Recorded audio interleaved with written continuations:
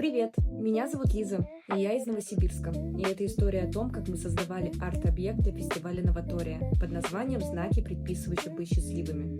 После ряда согласований мы приступили к разработке металлоконструкции для установки знаков. Я взяла на себя дизайнерскую составляющую, а Константин – инженерную. Под моим руководством мы отрисовали все знаки и отдали их в производство. Пока изготавливали знаки, наши подрядчики ООО МГС изготовили металлоконструкцию. И в очень короткие сроки все детали изделия были готовы. И вот наступил день монтажа. Мои феи и помощники были полны энтузиазма, потому что наш арт-объект не терпелось показать людям. Пока ребята занимались разметкой, я занималась авторским надзором. И вот финальный аккорд. Конструкция готова. Итог. 7 дней нам понадобилось для создания арт-объекта, который можно было увидеть в Новосибирске на фестивале «Новатория». Мы всегда готовы для сотрудничества и создания смелых идей. Всем пока!